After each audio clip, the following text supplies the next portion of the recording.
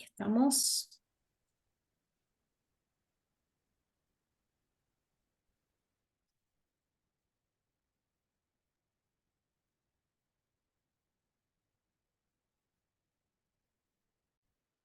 Bueno, retomamos un poco con lo que había dado Carlos la clase pasada.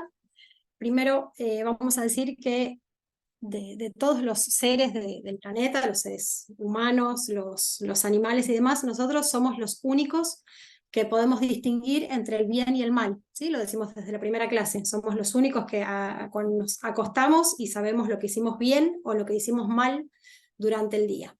Y esta idea, esa capacidad que tenemos nosotros los seres personales, también, bueno, sucede lo mismo con respecto a la organización de esta sociedad. Una característica particular de los seres humanos es que somos seres sociales, que necesitamos de los otros. Desde el primer momento de nuestro nacimiento, desde antes también, necesitamos del otro, necesitamos que nos cuiden, necesitamos que nos arropen, que nos den de comer. Sin el otro y sin esa sociedad nosotros no sobrevivimos.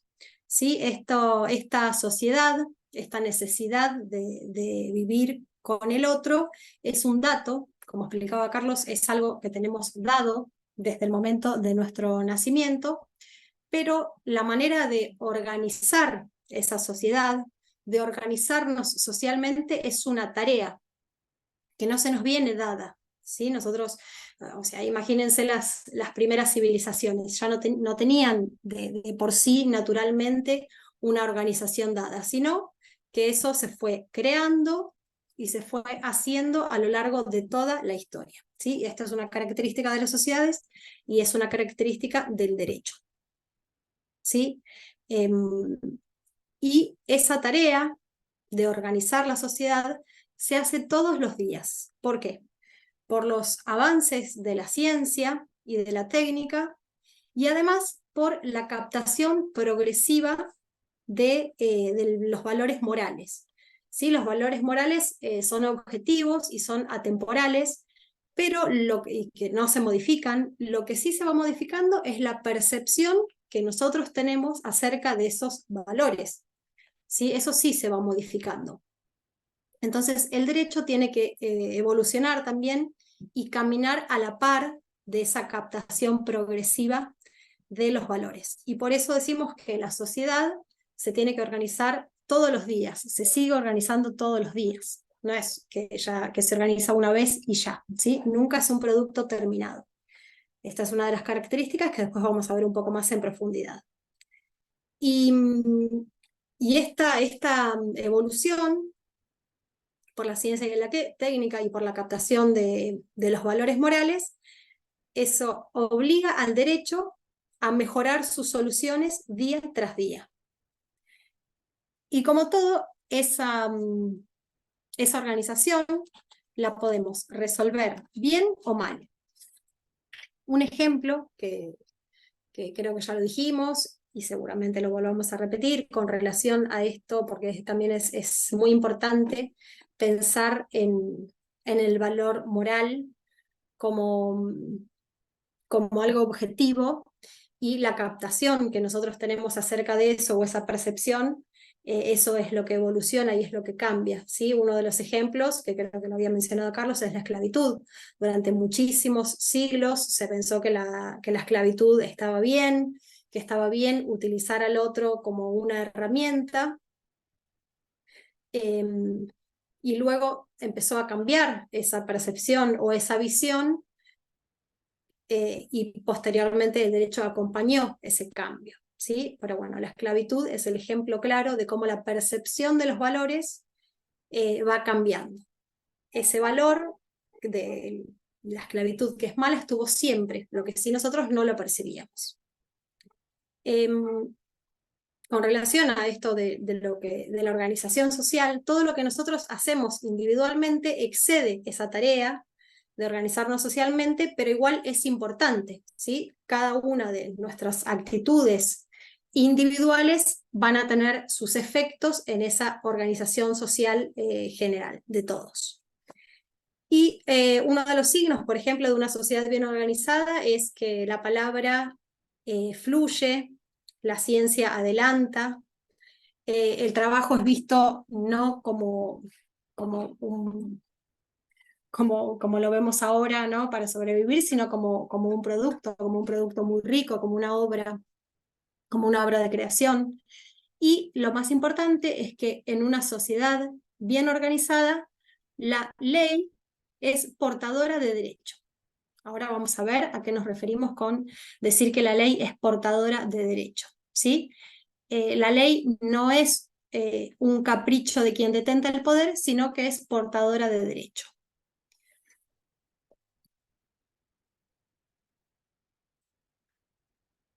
A ver.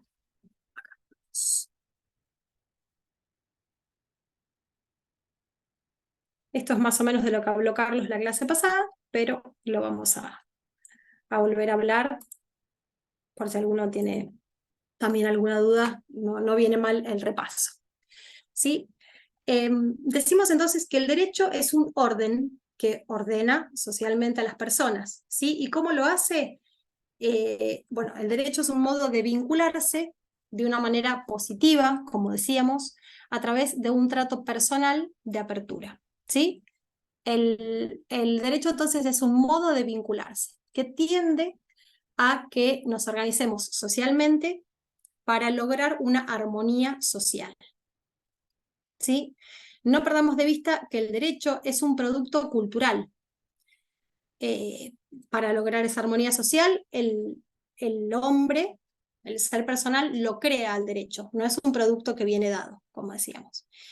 Y siempre tiende entonces a lograr esa armonía social para llegar a la realización del hombre, y si nosotros decimos, como decíamos en la primera parte del curso, que el ser personal es un ser dialógico, nos referimos a que el ser personal se realiza a través de estos vínculos de trato personal, ¿sí? A través de los encuentros. Entonces, los seres personales creamos este derecho para fluir en ese camino que es nuestra esencia, ¿sí? El ser personal como ser dialógico. Con respecto a la definición de derecho, puede haber muchas definiciones de derecho, pero sí o sí es indispensable que la definición incluya estos tres rasgos que son universales y permanentes, ¿sí? Para que una definición del derecho no sea errónea, ¿sí? Esté bien hecha, es necesario que tenga estos tres rasgos. El primero de los rasgos era que la definición de derecho debe incluir referencia al contenido moral del derecho. ¿Sí? El derecho no puede desvincularse de lo moral. Pertenece al mundo de lo moral. Después vamos a ver, ahora se los muestro ahora un dibujito gráfico que siempre menciona Carlos. Esperen que paso la diapositiva hasta llegar.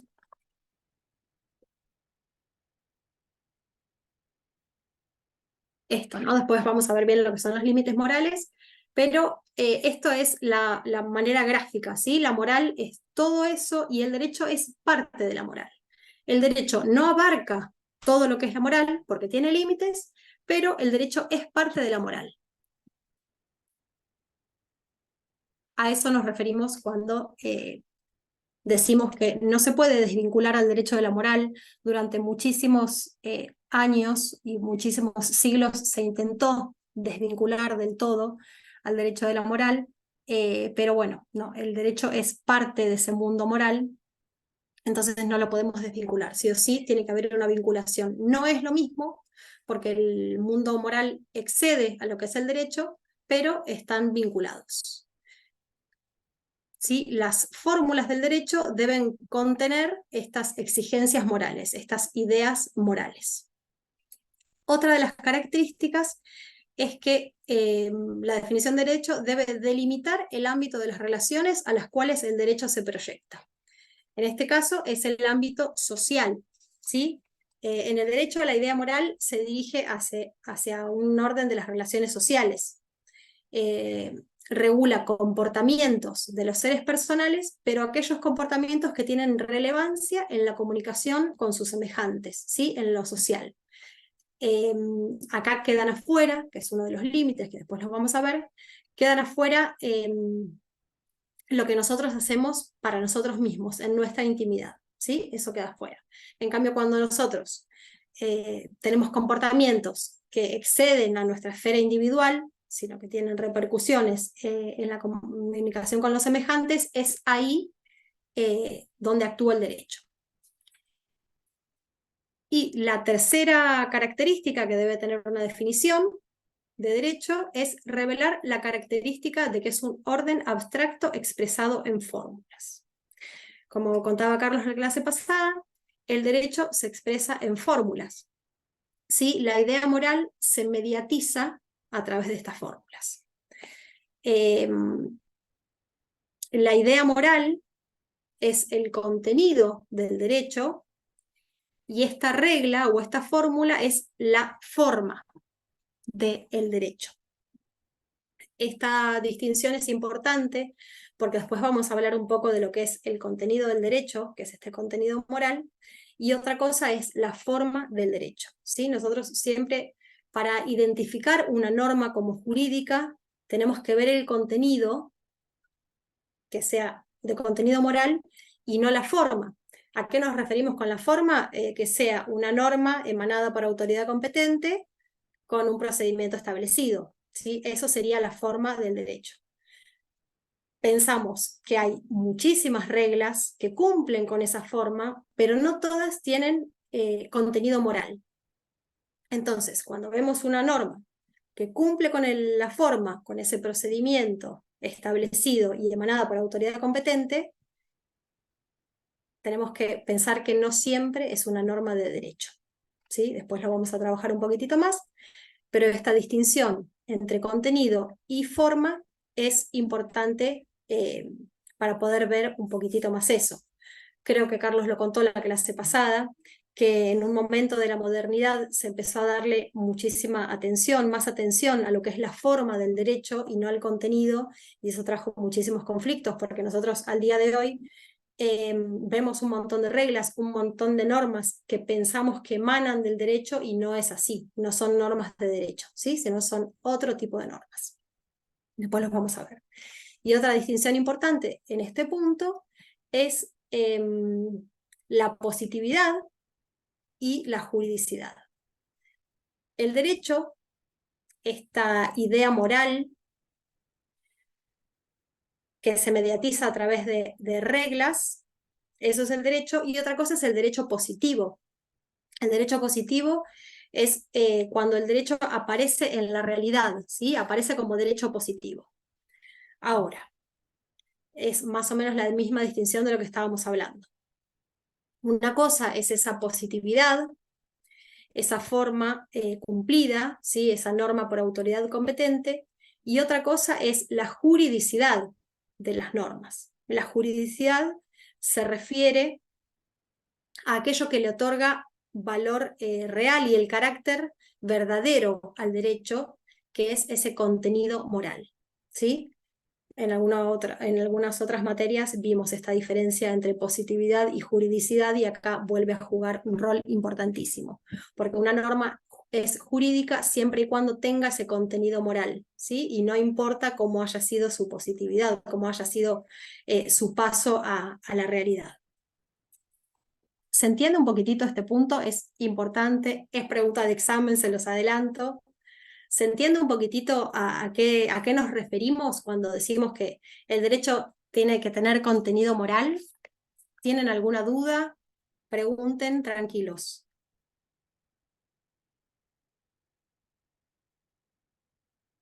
Si no, seguimos. Bueno, seguimos. Cualquier cosita igual podemos volver a este punto. Ahora vamos a ver de nuevo teniendo en cuenta estos tres rasgos que tienen que tener las definiciones de derecho, vamos a ver la definición de derecho que propone Negri, que propone la cátedra. Vamos a tratar de desarmarla un poco, como hicimos con Carlos la clase pasada, y ver si podemos, o si ustedes mismos pueden identificar en este concepto, en esta definición de derecho, los 3 rasgos que vimos anteriormente, ¿sí? Negri dice que el derecho es un proyecto de armonía social fundado y realizado en el respeto a la persona humana, ¿sí? Es la definición que da Negri, la estudiamos un poco la clase pasada. Decíamos que el proyecto, acá él pone la palabra proyecto, trayendo un poco esa condición proyectiva que tenemos nosotros los seres personales, que somos seres haciéndonos, nosotros nos hacemos en el encuentro con el otro, y esa condición proyectiva, como hacemos con todos los productos culturales, nosotros con todos los productos culturales, como estudiábamos en las primeras clases, llevamos nuestras condiciones muchas veces a los productos culturales. Bueno, este es un claro ejemplo de eso. ¿Sí? Proyecto significa que es algo abierto, que es algo que no está terminado. Entonces, traduciendo un poco, podemos decir que el derecho, este orden, esta idea moral que se presenta a través de las reglas, a través de reglas, es un proyecto que no está terminado. Carlos dice que es un proyecto, es un ideal regulativo, ¿sí? Es una guía hacia algo que todavía no alcanzamos. Es una guía para llegar a esa armonía social que todavía no alcanzamos. ¿Sí? Y esto también se condice con, esta condición de nosotros hacer proyectos, ¿no? Es algo que nunca terminamos, que siempre seguimos avanzando. Bueno, el derecho es lo mismo, ¿sí? Es una guía para llegar a algo que todavía no llegamos, ¿sí? A esa armonía social, pero que sigue evolucionando día tras día, como decíamos, ¿no? El derecho no es un producto terminado, sino que es un proyecto acabado hacia esa armonía social, ¿sí? Y por eso es un orden incorporado a fórmulas. ¿Cómo hace el derecho para formar esta guía, ¿sí? Para hacer este proyecto? Lo hace a través de las fórmulas que él mismo va creando, ¿sí? Esas fórmulas son las que nos van a decir, las que nos van a enseñar ese deber ser, ¿sí? Entonces, estas fórmulas también pueden ser intuitivamente captadas, pueden ser intuitivamente aprendidas. Ahora vamos a explicar esto porque también es importante. Nosotros los seres personales tenemos esa capacidad de intuir también lo que está bien o lo que está mal, ¿no? Por ejemplo, vamos caminando por la calle y vemos a una persona pegándole con un palo a un perro, ¿no? Sabemos que eso está mal, lo sentimos en el cuerpo, sentimos que está mal. Eso es la idea moral, eso es la captación de la idea moral. Por más que nosotros no hayamos leído en ningún lado que eso está mal, nosotros lo sentimos, eso es la intuición, eso es aprender al derecho intuitivamente. Ahí también hay derecho. Por más que todavía no haya sido bajada una regla, ya estamos en presencia de derecho, ¿sí? Nosotros los seres personales tenemos esa capacidad de captar esa exigencia moral, que no significa que a esa exigencia moral después no la podamos bajar a la regla. Lo que nosotros tenemos que hacer, los seres personales, cuando percibimos esa exigencia moral, es bajarla a una regla escrita, lo cual muchas veces es difícil, porque es difícil llevar a palabras aquello que sentimos. Por eso también es importantísimo en el derecho el lenguaje claro, el lenguaje sencillo, pero bueno, eso también es otro capítulo que nos podría llevar una clase entera, pero bueno, acá es importantísimo las palabras, el rol del legislador es muy, muy importante en esto de bajar el derecho a reglas, ¿sí? Pero bueno, con relación a lo que es este proyecto de armonía social del derecho, podemos decir esto. Esto que hablamos del proyecto, ¿con cuál de los rasgos lo podrían comparar? Con el C de orden abstracto. Perfecto, perfecto. Ese es Dulce. Esta palabra que usa Negri, el proyecto, como algo terminado, inconcluso y un orden incorporado a reglas, se refiere a este rasgo que es que tiene que revelar la característica de que es un orden abstracto expresado a reglas. Ahora, ¿para qué nos sirve a nosotros, los seres personales, tener esas fórmulas? Nada más y nada menos para generarnos seguridad, ¿sí? Esas reglas a nosotros nos generan seguridad, y una seguridad que es muy anhelada por todos nosotros los seres personales. Siempre estamos buscando, ¿no? esa seguridad, y es uno de los fines del derecho que después vamos a ver con más claridad y con más tranquilidad. Bueno, esa proyección en fórmulas deriva la seguridad que el derecho ofrece, ¿sí? La seguridad de que las reglas valen para todos, de que las reglas son válidas, y esas fórmulas también muchas veces anticipan al hecho, ¿sí?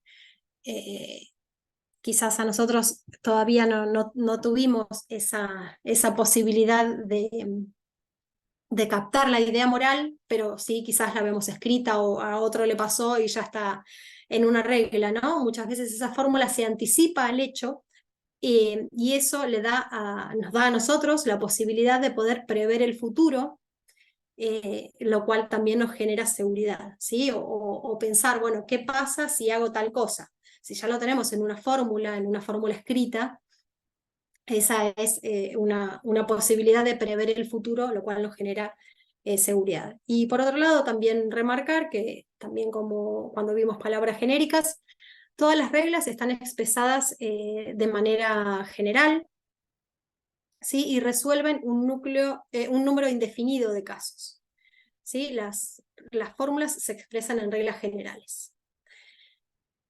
Otra cosa que también tenemos que tener en cuenta en este punto es que hay muchas fuentes del derecho, ¿sí? No solamente la ley, eso es un reduccionismo, sino que hay muchas fuentes del derecho, muchas reglas. Y también, volviendo al tema del contenido y las formas, también hay muchas reglas que se presentan como reglas de derecho, pero que no lo son.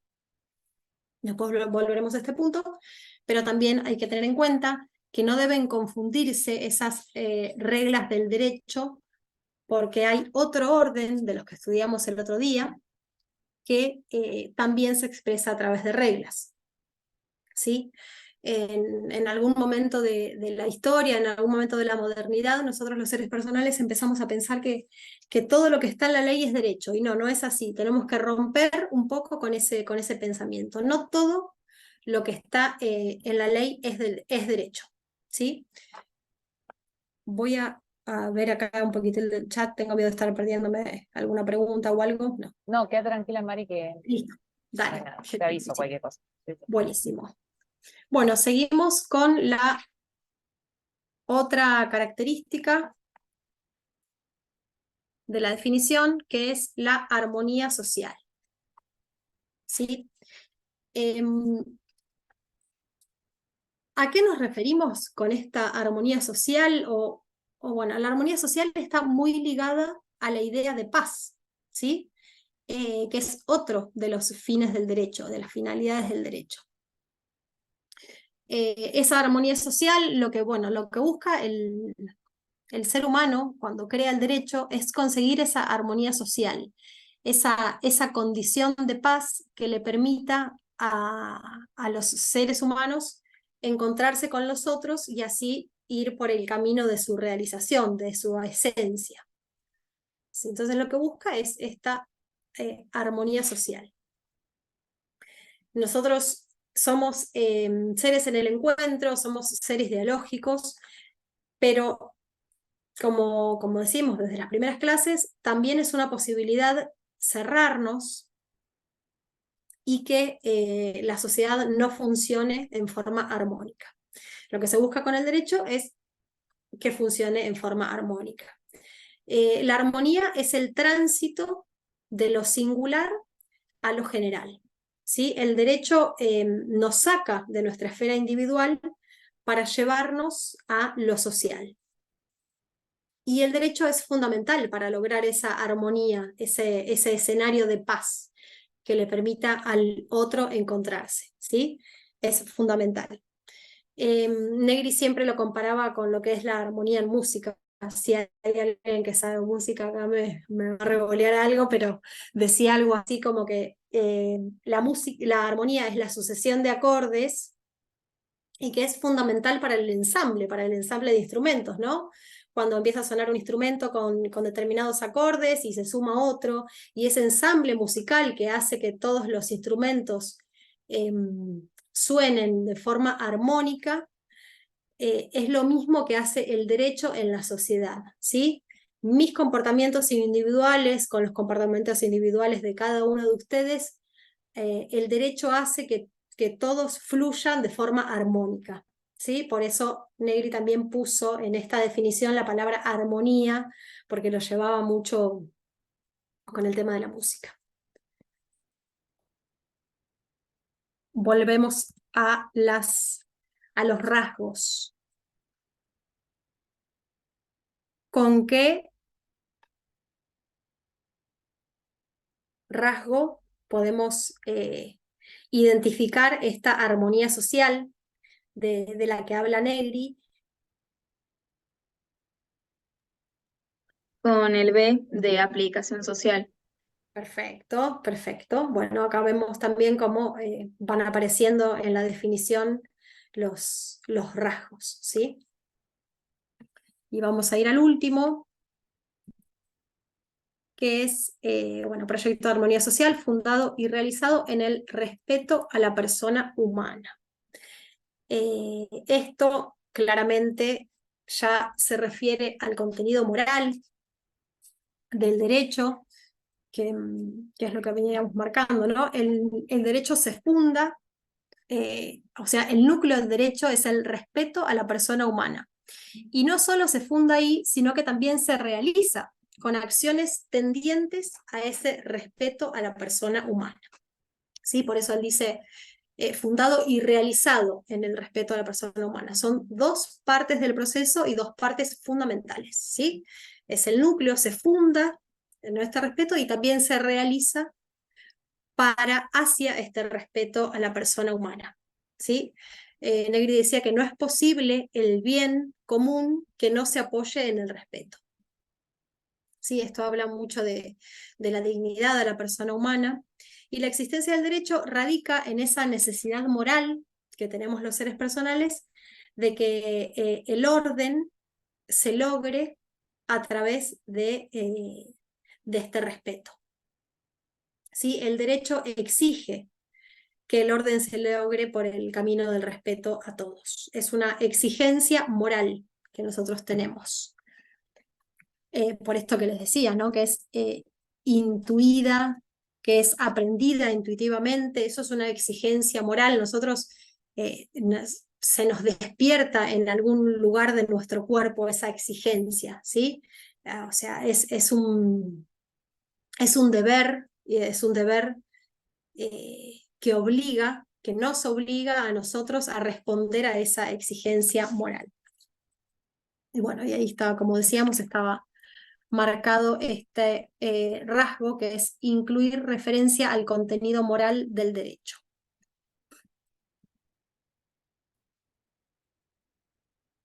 Ahora vamos a ver los caracteres del derecho.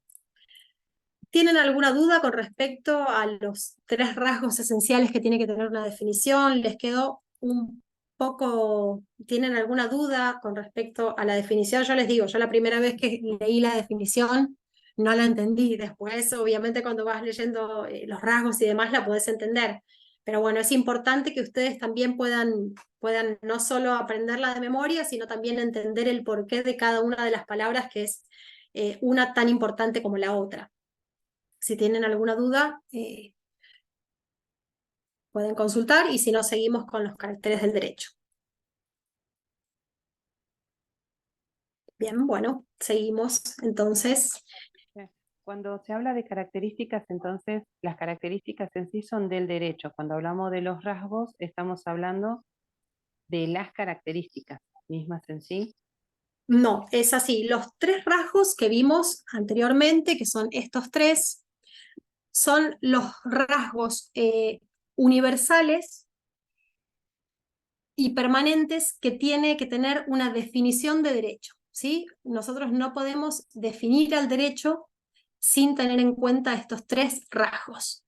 Esa es la diferencia entre rasgos y caracteres. Los rasgos son los universales y permanentes que tienen que tener la definición de derecho, ¿sí?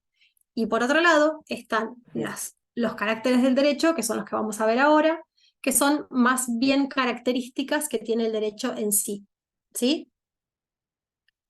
Listo, profe, gracias. No, por favor. Ahora seguimos con los caracteres del derecho.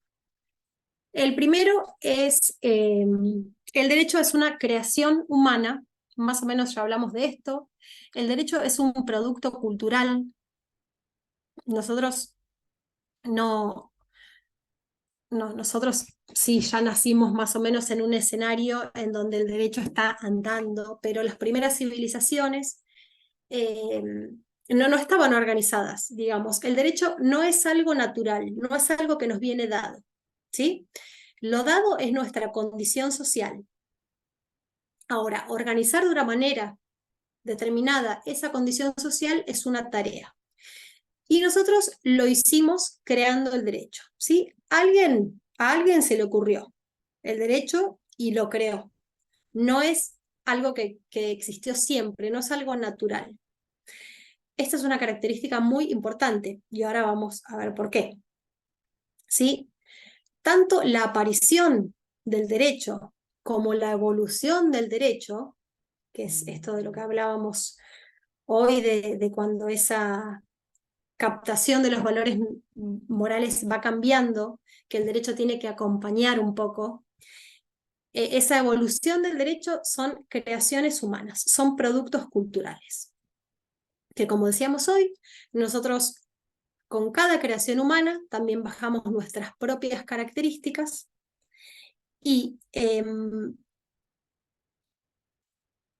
esa idea moral, que es un dato, que eso sí nos viene dado, nosotros, nuestra tarea con esa idea moral es crear el derecho.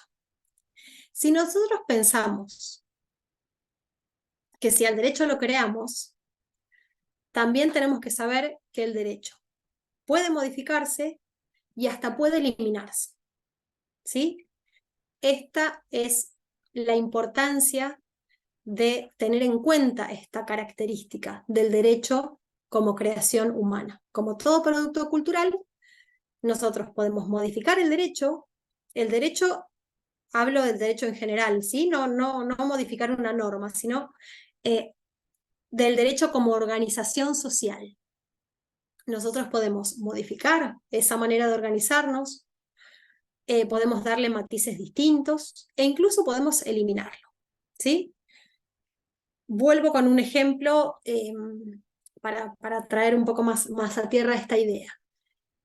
Durante muchísimos siglos a la esclavitud se la vio como algo natural, ¿sí? Incluso los filósofos, los más importantes de la época, Aristóteles entre ellos, decía que la esclavitud era algo natural, ¿sí? Era una condición natural de algunos seres, de algunas personas. Cuando a los esclavos de esa época les decía que su condición natural era esa, ellos no intentaban cambiarla, ¿sí? Ellos seguían de lleno con esa idea, porque pensaban que era algo natural. Cuando ese panorama cambió y se empezó a ver a la esclavitud como un producto cultural, es ahí donde empiezan a reaccionar los esclavos y a tratar de cambiar su situación, ¿sí? Si nosotros pensamos al derecho como algo natural, como algo que no podemos modificar, nos vamos a quedar estancados en esa idea. Así que nada, es para abrir un poco la cabeza y para empezar a ver al derecho como un producto cultural, de los cuales puede haber otras alternativas, para pensarlo de esa manera, ¿sí? Esta es la primera característica del derecho, es una creación humana. Vamos a la segunda, que es la historicidad del derecho. Acá nos referimos a lo siguiente, lo podemos comparar con nuestra situación. Nosotros somos seres situados, como lo decimos siempre, que nacemos en un momento determinado, en un lugar determinado, con costumbres determinadas. Y esta idea moral no es creada, sino que, como decíamos, es un valor objetivo y atemporal, y lo que cambia es cómo se va descubriendo paulatinamente esa idea moral, ¿sí? Y el derecho debe acompañar esa historia de la revelación de la conciencia, ¿sí? A esto nos referimos con historicidad del derecho. El derecho va acompañando en el transcurso de la historia la revelación de la conciencia y la situación de cada ser personal, ¿sí? Incluso de aquellos que crean la norma, que bajan, que mediatizan esta idea no moral en las reglas, ¿sí? No perdamos de vista que también son seres situados. El derecho intenta responder a situaciones determinadas, en un momento determinado y en un lugar determinado. Ahora, yo les pregunto, ¿no? ¿Un derecho puede tener validez en todo tiempo y lugar? Desde inicio de la historia hasta nuestros días. Y el derecho ha ido evolucionando. Ahora vamos a seguir un poco con las características, ya nos quedamos atados a la próxima característica. Ha ido evolucionando, pero sí existe en toda la historia del derecho un hilo conductor, que es este respeto a la persona humana, ¿sí? Esta característica de la que hablamos, digo, este rasgo del derecho, es el hilo conductor de toda la historia del derecho. Siempre y en todas las reglas del derecho subyace esta idea del respeto a la dignidad humana, ¿sí? Ese es el hilo conductor. Y ahora, bueno, quedamos con las puertas abiertas para la tercera característica, que es la evolución y permanencia del derecho. Si nosotros lo vemos así, parece que es una contradicción, pero esta contradicción es aparente, ¿sí? Ahora vamos a explicar un poquitito cada una de ellas y se van a dar cuenta que es una contradicción aparente, y Negri la llamaba dialéctica, ¿sí? La evolución se refiere a estos descubrimientos de las nuevas perspectivas de los valores morales, del valor moral, que es de lo que hablábamos, y que cuando el derecho evoluciona, también significa que hay un crecimiento espiritual de nosotros los seres personales, con esa evolución del derecho, ¿sí? Si nosotros vemos al derecho a lo largo de siglos, vemos que el derecho fue evolucionando, fue cambiando. Pero si nosotros tenemos en cuenta un periodo corto de tiempo, la característica que primero vemos es la permanencia del derecho, ¿sí? Entonces, a lo largo de los siglos, el derecho va evolucionando, como va evolucionando también nuestra conciencia, bueno, vamos creciendo espiritualmente, pero a la vez, cada una de las reglas está hecho con sentido de permanencia, con sentido de darle una solución definitiva a determinado problema o a determinada circunstancia, ¿sí? Cuando se se baja esta idea moral a una regla, se hace con la intención de que sea para siempre. Luego, con la evolución en la percepción de los valores, esa regla puede ir cambiando, pero siempre este cambio es lento, ¿sí? Esta es en esta dialéctica, en esta tendencia de cambio, pero a la vez en las razones de estabilidad que necesita el derecho para darle seguridad a los seres personales, o sea, en esta dialéctica, a eso se refería Negri con dialéctica, se ven tres constantes que las describe Negri en el libro, que son, una es eso, la lentitud de los cambios en el derecho son lentos, por eso los vemos a través de siglos. Otra de las características es que las fases del desarrollo son irreversibles, ¿sí? Nosotros, una vez que percibimos o que cambiamos la perspectiva de una idea moral o de un valor moral, no podemos nunca volver atrás. ¿Sí? Nosotros a veces decimos, bueno, parece que la sociedad está involucionando por tal y tal cosa, pero no. La sociedad nunca va para atrás, siempre va para adelante. Una vez que nosotros vimos y percibimos una exigencia moral, nunca podemos volver para atrás. Por ejemplo, la tortura, ¿sí? Hace siglos que decimos que la tortura,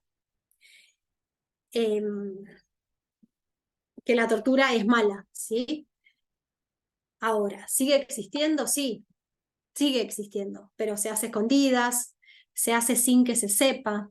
No es que hay gente que piensa que la tortura está bien. No, no, ya sabemos que está mal. Que lo sigan haciendo ya es otra cosa. ¿Sí? Una vez que nosotros percibimos un valor moral, ya no podemos volver para atrás. Es irreversible.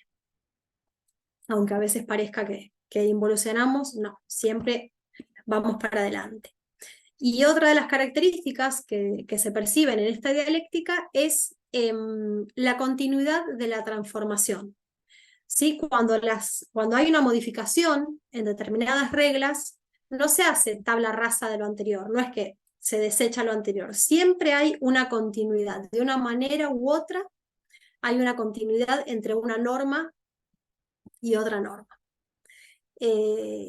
Acá también hay muchísimos ejemplos de cómo fue evolucionando el derecho a través de este cambio en nuestra percepción de las ideas morales. Por ejemplo, bueno, un claro ejemplo es el patriarcado, ¿no? Durante muchísimos años y siglos estuvo instalado, y hace ya varios siglos se empezó a ver, a percibir un cambio de paradigmas, y eso trae muy lento, pero a lo largo de muchísimos años, cómo van surgiendo leyes nuevas, ideas nuevas. El derecho va acompañando, muchas veces llega antes la percepción que el derecho, pero de alguna manera u otra el derecho empieza a receptar esa nueva mirada, esa nueva perspectiva, y empieza a incorporarlo a sus reglas, a sus normas. Seguimos con la próxima. Profe, ¿puedo hacer una consulta? Sí, Melina. Sí, estas fases que acabas de mencionar, ¿estarían dentro de lo que es la permanencia o dentro de la permanencia y la evolución, digamos? No entendí bien dónde quedarían comprendidas.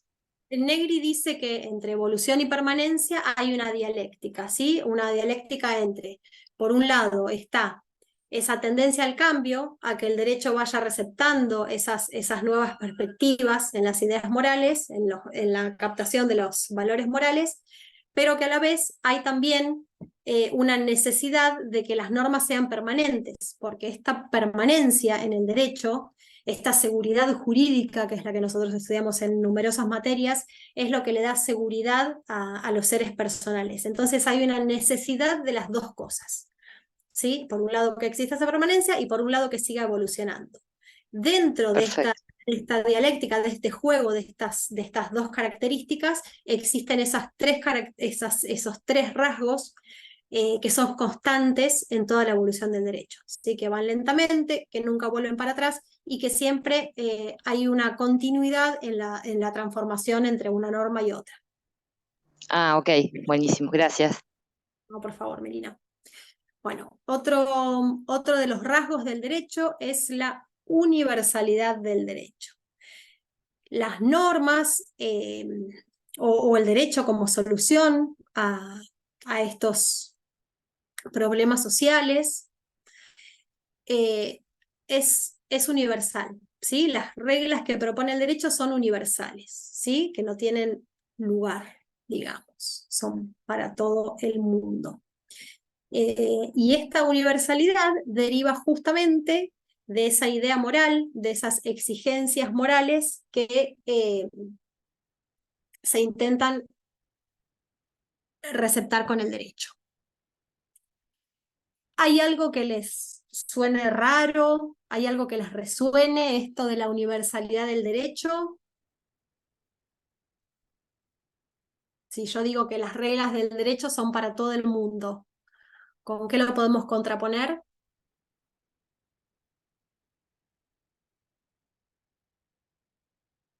Las normas que dicta acá el Poder Legislativo.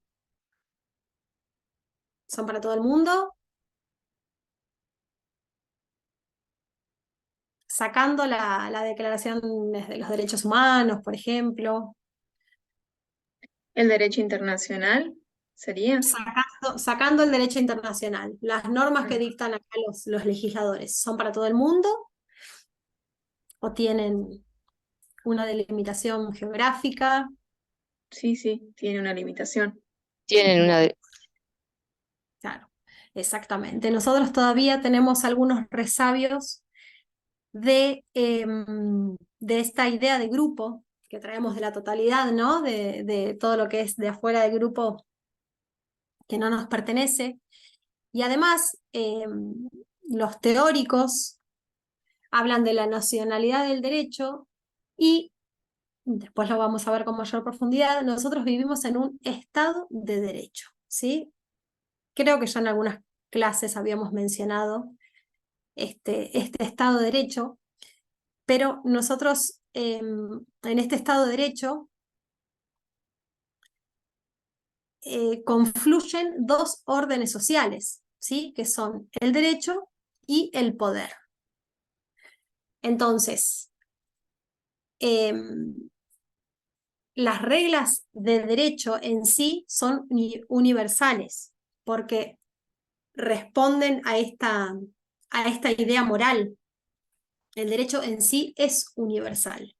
Pero como nosotros vivimos en este Estado de Derecho, que es una mezcla entre el poder y derecho, después lo vamos a ver con mayor profundidad, nosotros hoy en día tenemos esta limitación de que el derecho tiene límites territoriales. Se llama en el Estado de Derecho límites territoriales del derecho, ¿sí? Pero las normas del derecho, las normas jurídicas, con contenido jurídico y con contenido moral, tendrían que ser universales.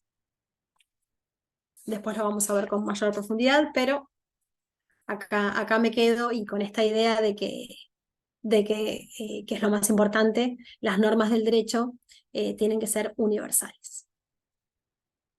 Y ahora vamos a ir a la característica más importante, también de examen, pregunta de examen, de cajón, de una, así que estudienlo. Es muy importante hablar de la obligatoriedad del derecho. Volvamos un poquitito para atrás. El derecho, marcando estas reglas del deber ser, ¿no? De las exigencias morales, también un poco delimita nuestra libertad individual, ¿sí? Con estas reglas que contienen estas exigencias morales. Esas reglas son obligatorias, ¿sí? ¿Por qué son obligatorias? A ver si alguien se anima.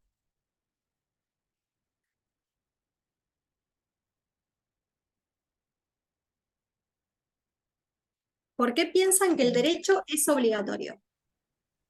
Para poder llegar a concretar el proyecto de una armonía social.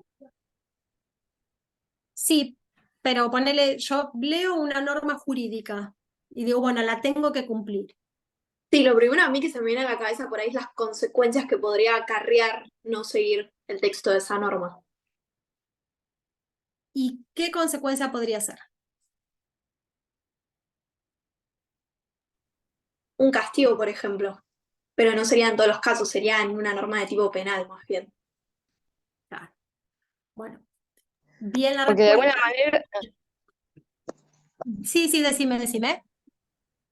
creo que porque de alguna manera también uno está asumiendo, digamos, con voluntad, no sé cómo decir, aquello que aparece como debido o exigible o...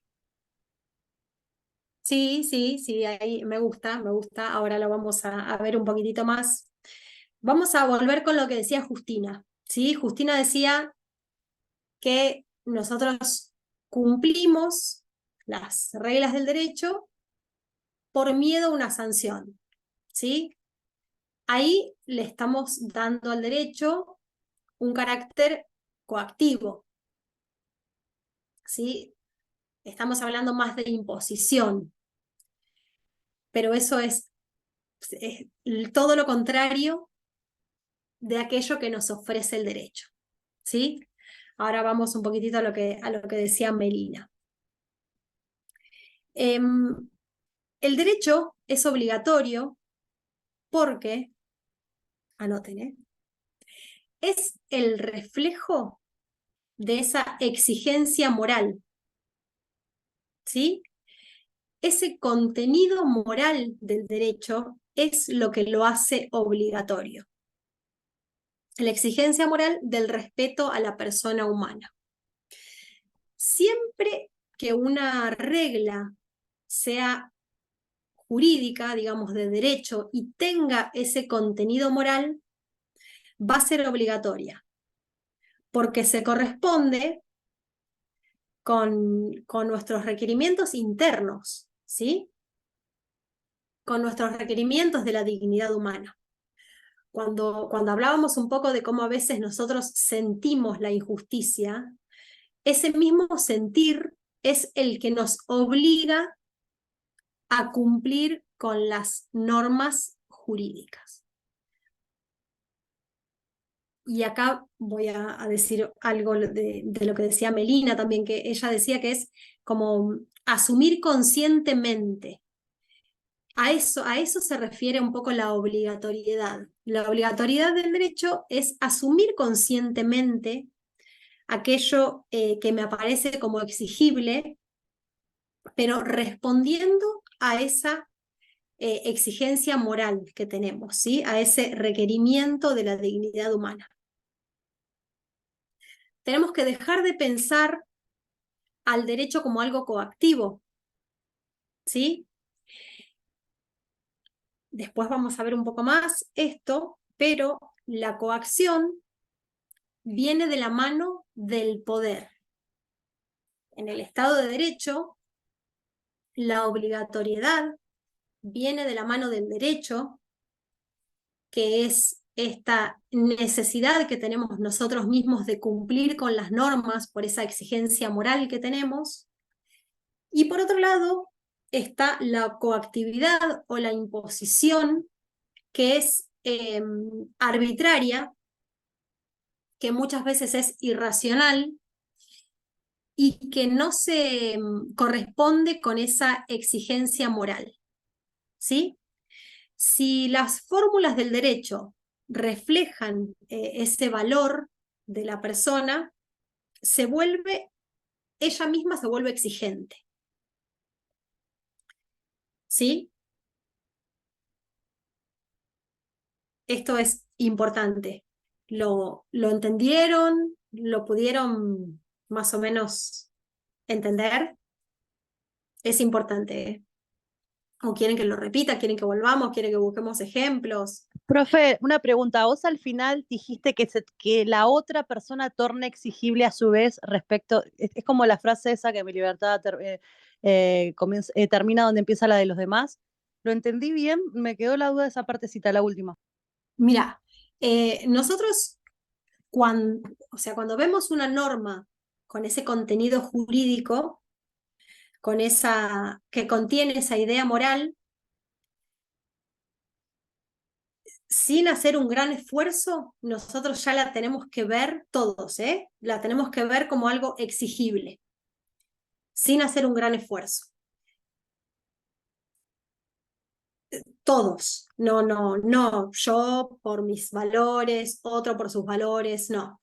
Es algo, tiene que haber racionalidad en esa idea moral que contiene la norma, en esa regla. Siempre y cuando la regla tenga contenido moral, que sea exigible para todos, va a ser una norma jurídica y va a ser obligatoria. Sí, Gabriela, no sé si iba a eso la pregunta. Perfecto, sí, perfecto. Sí, gracias, profe. No, por favor. Es así, digamos, ¿no? Cuando nosotros vemos una norma que cumple con todas estas características, una norma de derecho, una norma jurídica que tiene contenido moral, que es una exigencia moral mediatizada a través de una regla, que esa regla está bien escrita, digamos, ¿no? Bien bajada a la realidad, puede ser a través del derecho positivo. Cuando en una regla reúne todas estas condiciones, ya de por sí se torna exigible, ¿sí? Porque es racional. Y nosotros la tendríamos, la percibimos, la captamos como exigible en ese mismo momento. En cambio, distinto a lo que son aquellas normas coercitivas o que imponen una determinada conducta, ahí ya estamos hablando más de poder, ¿sí? Porque muchas veces es arbitrario, es escrita por quien detenta el poder en ese momento, que muchas veces puede ser una norma del derecho positivo también, creada por autoridad competente a través de un procedimiento establecido. Muchas veces nosotros vemos normas que son creadas por autoridad competente con un procedimiento establecido y no son normas de derecho. Entonces tenemos que empezar trabajando con todas estas características del derecho y lo que es tratando de identificar bien y de separar lo que es obligatoriedad con lo que es imposición, obligatoriedad con lo que es coacción. Tenemos que empezar a separar un poco y ahí vamos a empezar a separar los dos órdenes sociales con los que convivimos diariamente, ¿sí? Nosotros, cuando hablamos de derecho como orden social, como orden de respeto, nos tenemos que limitar a ver como normas jurídicas, como normas de derecho, estas normas con contenido moral, las que contienen una exigencia moral. Sin perder de vista que el otro orden, el orden del poder, también es un orden reglado, ¿sí? También es un orden que se expresa en normas. Entonces vamos a tratar de empezar a ver un poco al derecho con sus características esenciales como derecho, ¿sí? A separarlas de aquellas que nos presenta el poder en el Estado de Derecho. ¿Se entiende un poquitito la idea? ¿Van captando a qué nos referimos en la cátedra como derecho? Sí. ¿No?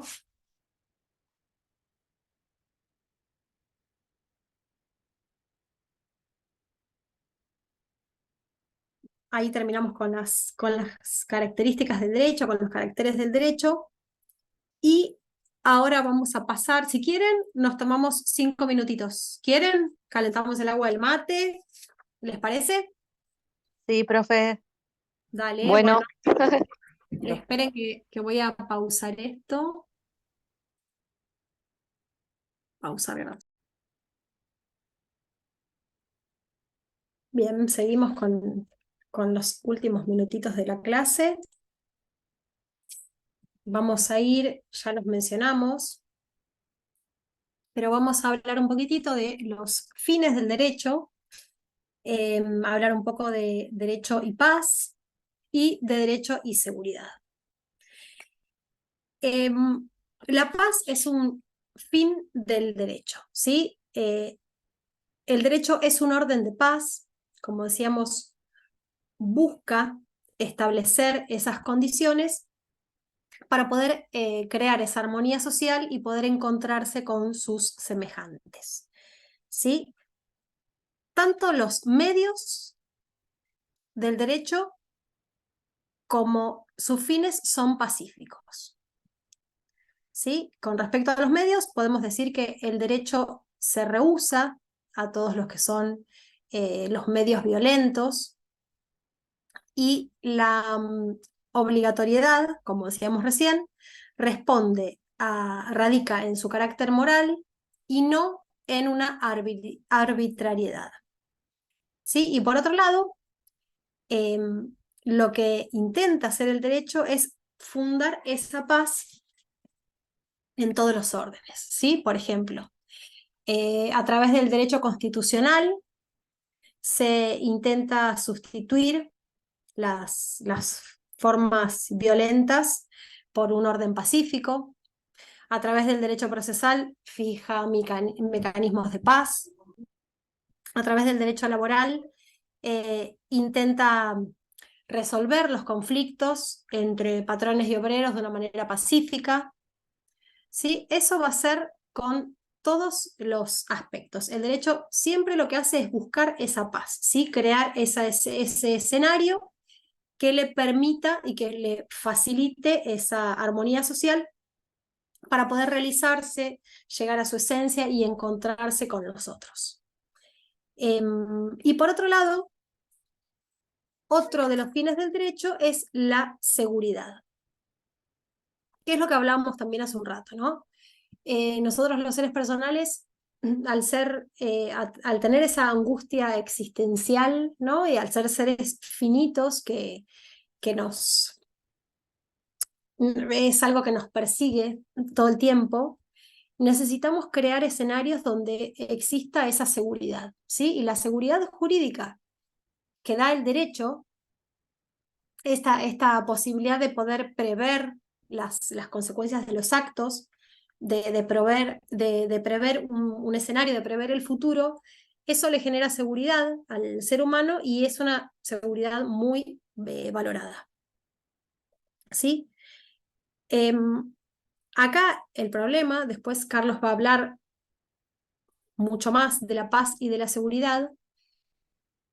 Lo importante es que el otro orden de este Estado de Derecho, el poder, también tiene los mismos fines, ¿sí? También busca la paz y busca la seguridad. Pero en el caso del poder, después vamos a ver que son una paz y una seguridad aparentes. No son como la paz y la seguridad que brinda el derecho. Pero es importante hablar de la paz y de la seguridad porque después las vamos a contraponer con la paz y la seguridad del derecho. Y por último, les remarco un poco esto de los límites morales, que es lo que habíamos dicho hace un ratito. El derecho contiene fórmulas que despliegan esa idea moral y su obligatoriedad refleja ese carácter exigente de los valores morales. Sin embargo, el derecho no agota toda la moralidad, ¿sí? Hay una parte que queda fuera del derecho, hay una parte de la moral que no es alcanzada por el derecho.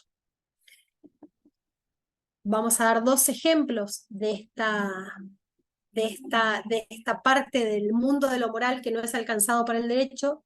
Uno de los ejemplos es el amor, que es el valor más alto, pero el amor no puede ser un orden reglado, no es susceptible de bajarse a reglas, ¿sí? Nosotros no podemos a través de reglas decir cómo amar, a quién, en qué condiciones, no podemos hacer esa proyección, esa guía de cómo amar, ¿sí? Entonces el amor es uno de los ejemplos que no puede arreglarse y no es alcanzado por el derecho. Y por otro lado, otra limitación del derecho en su proyección es, como habíamos mencionado, aquellos comportamientos de los seres humanos que tenemos en nuestra esfera íntima, ¿sí?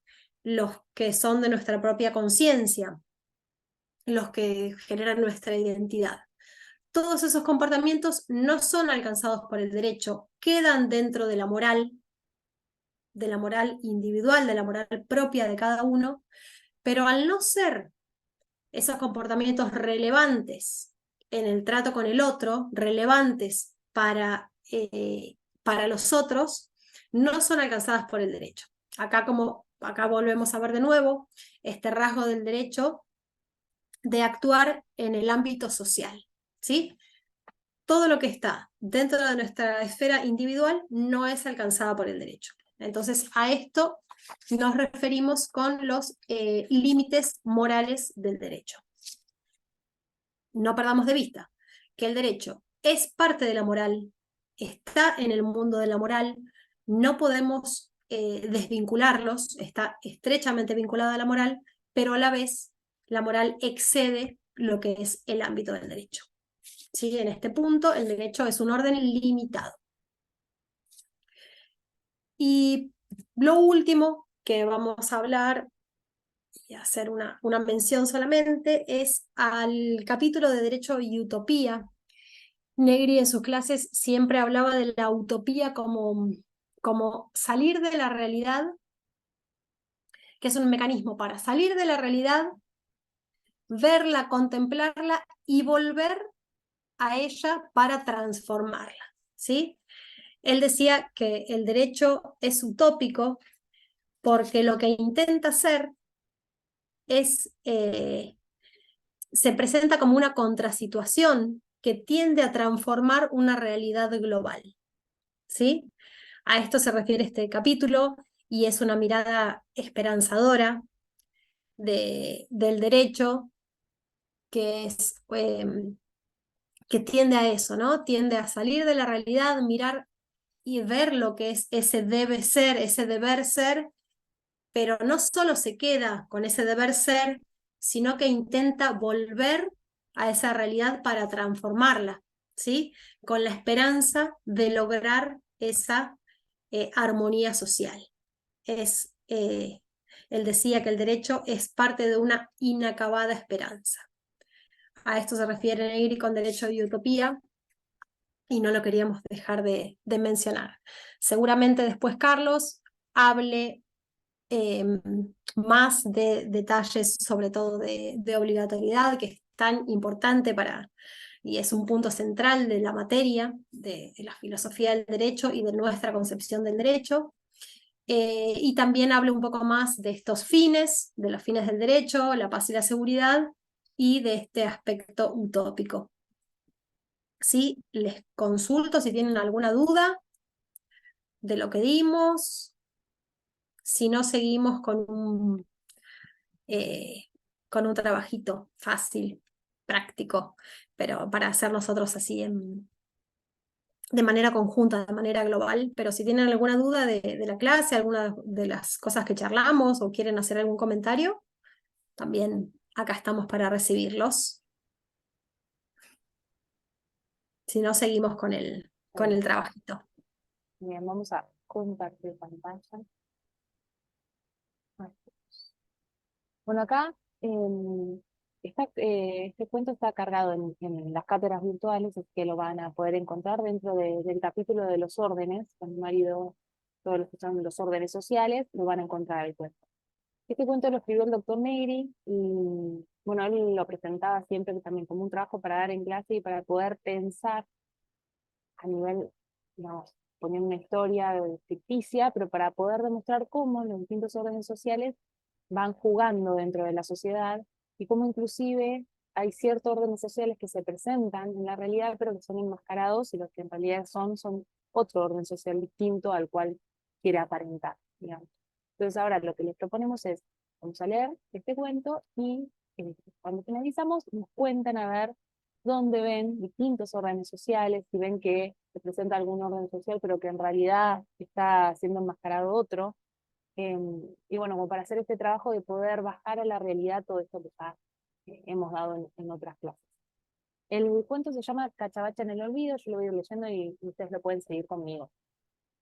Cachabacha Perdón, en el Pau, Sí, un comentario. Acuérdense cuáles eran los órdenes sociales, el amor, el respeto o derecho, el poder y la violencia.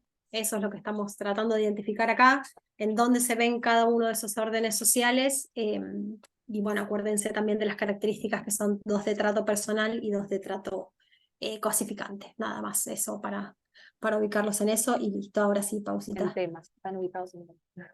Muy bien, bueno, Cachabacha en el olvido es un pueblo pequeño en medio de un valle entre montañas muy altas que lo vuelven casi inaccesible y en el que los habitantes, que no son muchos, apenas llegan a los 3000, viven de la ganadería y de la labranza de la tierra, en casas modestas, hechas por ellos mismos con materiales rústicos.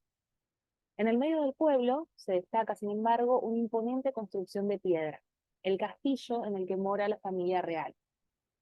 En las mañanas, siguiendo su costumbre, el rey sale montando en un brioso caballo negro para recorrer el pueblo. Los hombres, al verlo pasar, cesan sus tareas y se quitan el sombrero en señal de reverencia. Las mujeres a su vez se arrodillan con las manos extendidas hacia el cielo. En sus cabalgatas, el rey mira a los hombres y mujeres cuando los saluda y piensa para sí: me aman porque saben cómo los quiero a todos. Los campesinos son gente pacífica, intercambian sus productos para alimentarse y muchas veces las esposas cuidan a los hijos de sus vecinas cuando éstas van con sus maridos a trabajar. Esa mañana ocurrió algo inhabitual. 2 de los campesinos estaban discutiendo y hasta peleando a golpes de puño, reclamándose recíprocamente la propiedad de un terreno. El rey se acercó y les dijo: no, así no se arreglan las cosas. Y asumiendo el rol de juez, dijo, dirigiéndose a uno de ellos: a ver, contame, vos, ¿por qué decís que el ternero es tuyo? Luego le hizo al otro la misma pregunta. A medida que iban expresando sus argumentos, uno por vez, los ánimos comenzaban a calmarse. Al final, dijo el rey, los he escuchado y voy a decidir ya mismo. El ternero será propiedad de la corona. Ustedes simplemente lo cuidarán hasta que esté en condiciones de comérmelo. Los campesinos, que no habían previsto esa solución, quedaron desconcertados. Sin embargo, y en señal de que cumplirían lo que el rey había ordenado, se dieron la mano mutuamente. El rey, terminando su paseo, volvió a su castillo y contó a su esposa lo ocurrido. La esposa lo felicitó y le dijo: sos un genio. Pero yo también te tengo una sorpresa para vos. Mientras no estabas, preparé y cociné la torta de chocolate que tanto te gusta. Oh, exclamó el rey, qué lindo, pero hoy no es mi cumpleaños. La mujer le replicó: en alguna medida lo es.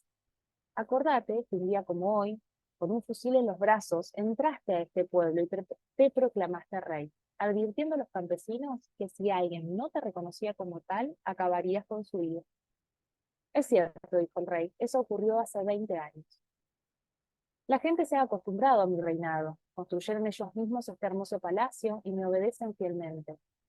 Saben, seguramente, que cualquier desobediencia será severamente punida.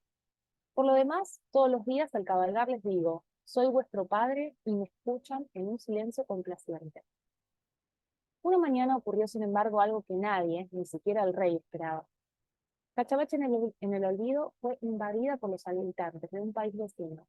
Para entrar en ella, creo que aprovecharon un paso que había dejado un reciente alud entre las montañas. El rey, apenas enterado de la situación, mandó a reunir a todos, hombres, mujeres y niños. Nos están atacando, les dijo.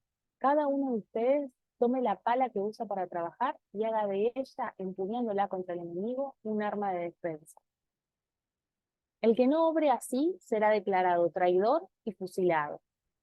Tenemos que defender a mi reino. Los campesinos eran pacíficos y poco diestros en la lucha. Sin embargo, tanto por amor a su tierra como por temor al rey, pelearon aguerridos.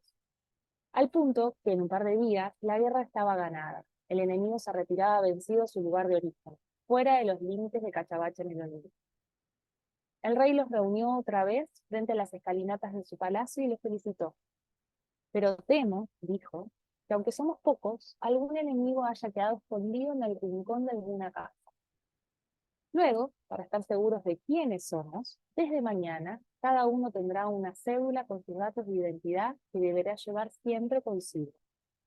Y con una rara sonrisa agregó, si nos conocemos mejor, nos queremos más. Este es el cuento que escribió el doctor. Y a nosotros ahora voy a abrir, a ver si me gustaría ver por el chat o los que quieran hablar, a ver dónde encuentran los distintos órdenes sociales, como decíamos con Mari, recuerden cuáles eran todos ellos y, digamos, las distintas relaciones que se pueden dar dentro de ellos, a ver si encontramos algún modelo en algún momento, puede ser de amor, o vemos al modelo del poder o de la violencia. Me van contando a ver qué encontraron y qué fue lo que quizás les llamó la atención del relato de este rey que nos deja mucho que desear. No sé si alguno quiere hablar, si se animan. No se anima nadie. Nosotras vamos a tener que decir qué orden hay en cada... Principalmente predomina el Sí, poder. El único muy rasgo de bien, amor que veo es el de la mujer hacia su rey, su perfecto, esposo. Después, exacto, finalmente, hay como una subordinación constante sin posibilidad de poder elegir o decidir. exacto, exacto. Recordemos que en el modelo del poder es justamente esto, ¿no? Relación de desigualdad. Hay uno que manda y otro que obedece.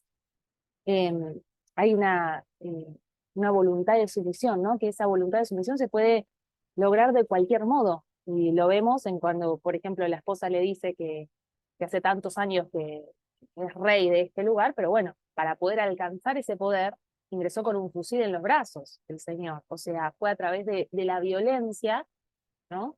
Que ingresó y que pudo ejercer el poder, y que justamente a través de la sumisión que le tiene todo el pueblo es que él puede estar en el lugar en el que está, ¿no? Sí, que todos terminan obedeciendo, pero ni siquiera saben por qué tampoco, no se entiende. Exacto, sí. De hecho, es uno de los rasgos del poder es que muchas veces el que obedece no sabe ni siquiera por qué está obedeciendo, ni entiende muy bien esa relación. ¿Bien? Claro, es lo que contábamos de Fran Fanon, la neurosis del colonizado. Claro, exacto, exacto. Y también, ¿no? Ver cómo, por ejemplo, cuando el rey les dice que los amaba a todos, ¿no? Y saber que, bueno, que esta relación de amor es como, bien creo que había sido Judith que había marcado que la única relación de amor que podemos ver en este cuento es justamente de la esposa con el rey. Es esa única relación de amor sincero que puede llegar a existir, una relación pura, eh, porque lo demás es una forma de decir yo los amo a todos, saben cómo los quiero. Nadie puede amar a todos. Ya Mari cuando nos contó el modelo, hacía referencia a los políticos, cuando justamente dice, no, porque yo los amo a todos. Bueno, eso no es cierto. No se puede amar a todos porque uno no puede conocer a todas las personas por igual. Sí las puede respetar, sí puede haber un orden de respeto en eso. Y en el orden de respeto sí después puede haber quizás un avance hacia el orden del amor, pero en este caso vemos justamente eso, el poder sobre todas las cosas, cómo se ejerce e inclusive cómo se puede llegar a ver la violencia. No sé si ven en algún otro momento el orden de la violencia o cómo puede llegar a estar enmascarado en otros órdenes distintos dentro de este cuento.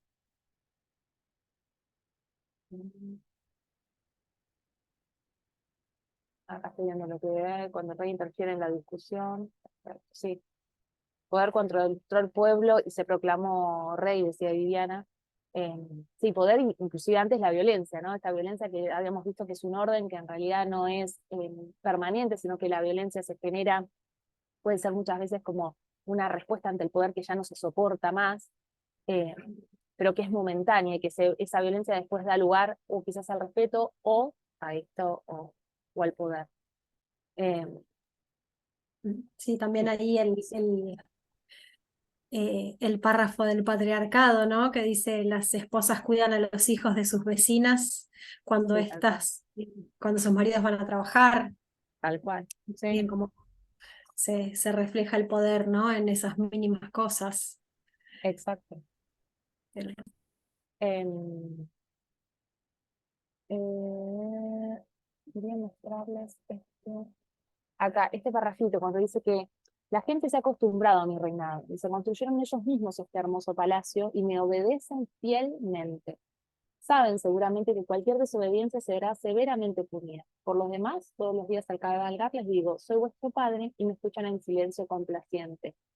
Lo hace parecer como que hay una relación de respeto bárbara, que todos se llevan espectacular y que inclusive hay un poco de amor en esa relación con los súbditos, pero en realidad es un claro ejemplo del poder que él está ejerciendo sobre el pueblo en su totalidad. ¿Bien? Y acá está también el rasgo del que hablábamos hoy, ¿no? De la coacción y de la imposición, esa que Exacto. dice, cuando cualquier desobediencia sería severamente punida. Exacto. Y también acá la falta de diálogo, ¿no? Por lo demás, todos los días al cabalgar les digo, soy vuestro padre, y me escuchan en un silencio complaciente, ¿no? Esa falta de diálogo ahí, o ese monólogo de los políticos que hablamos en algunas clases anteriores. Tal cual. Y que no se espera respuesta. Sí, había alguien que quería. Pensé que había. No, pensé que había alguien que quería decir. Sí, tal cual. No se espera una respuesta, sino que es un monólogo, ¿no? Que se cree que se está conversando, pero en realidad es un monólogo. Y justamente eso, la punición frente a la desobediencia. Ya después vamos a ver bien lo del Estado de Derecho, como explicó Imari, pero que la pena en sí no es un rasgo del derecho, no es un rasgo del respeto puro, sino que es cuando este se mezcla con el poder y cómo se aplica la pena frente a la desobediencia. Así que bueno, no sé si alguien tiene alguna duda. Lo mismo que el No sé si Estado.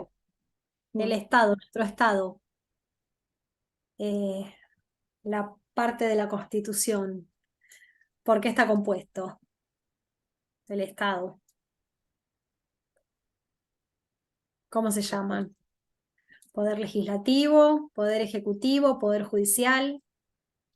Hasta el mismo nombre lo dice. Sí, como decía Pau recién, la pena y el Estado son dos conceptos del poder, no del derecho.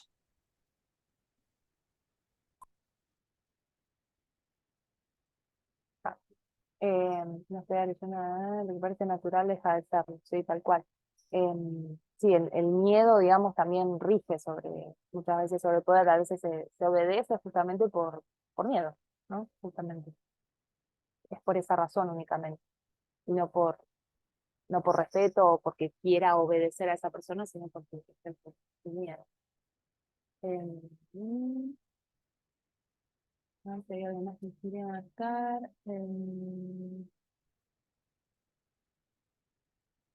No, me parece que no. ¿Vos, Mari, querías marcar algo más? No sé si alguno tiene alguna duda. Los No, a mí escuchamos a todos. siempre Sí, personalmente me llamó mucho la atención el último párrafo, digo, bueno, el anteúltimo en realidad. Luego, para estar seguros de quiénes somos, desde mañana cada uno tendrá una cédula con sus datos de identidad que deberá llevar siempre consigo, ¿no? Eso, como nosotros también tenemos incorporado sí, un montón tenemos siempre el documento tal encima, cual. y para todos nos piden el documento, como tenemos incorporados un montón de cuestiones del poder, ¿no? Las tenemos totalmente incorporadas Sí, totalmente. a nosotros. Mm. Sí, Y sí, que no pensamos, no llegamos a bajarlo a tierra, a pensar que es un rasgo del poder. Pero bueno, no es nada más que eso. tal cual. A ver, Sí, dice sí, tal cual. Gabriela, la búsqueda de un enemigo en común. Sí, tal cual, los otros, el que están fuera del pueblo, los del otro pueblo. Tal cual. Bueno, este Sí, cuento lo escribió Negri que en el 2012, 12, 2011, sí, por ahí. ya, sí, Sí, hace bastante, hace muchos y lo años. usábamos mucho en las clases después de dar los órdenes sociales y les hacíamos marcar cuáles se identifican. Pero bueno, sobre todo, como decía Pau, es también para marcar justamente eso, cómo estamos, tenemos alrededor un montón de rasgos del poder y de otros órdenes sociales, bueno, como incorporar la violencia, la guerra, y cómo todos conviven entre sí. Eso también es una gran característica de los órdenes sociales, ¿no? Negri siempre ponía como ejemplo un soldado regalándole una flor a su esposa en el medio de la guerra, como muchas veces esos órdenes sociales conviven entre sí, que se pueden distinguir de una manera fácil, pero bueno, como nosotros no los vemos. Y que son distintas maneras de ordenar, distintas maneras de generar esta paz o de generar esta seguridad, que como vamos a ver después, cuando se consiguen o se buscan a través del poder, es una paz y una seguridad aparente. En cambio, cuando la muestran del derecho, atado a esta idea moral, a este contenido moral, es real y tiene otra sensación, ¿no? Otro gusto. Después cuando Carlos dé bien el tema, seguramente va a marcar el ejemplo que decíamos en todas las clases, ¿no?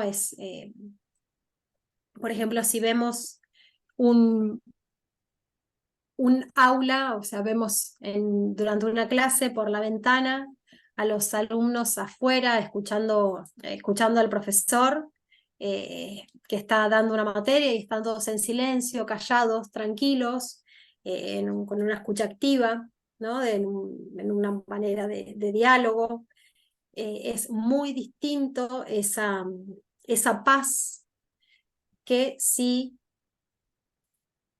también desde afuera ves la misma aula y el profesor diciéndoles, si alguien se para, les pongo amonestaciones, o ya no sé, en la facultad ya no se usan más amonestaciones, pero les pongo un 1, ¿no? Como es muy distinto una paz de la otra, ¿no?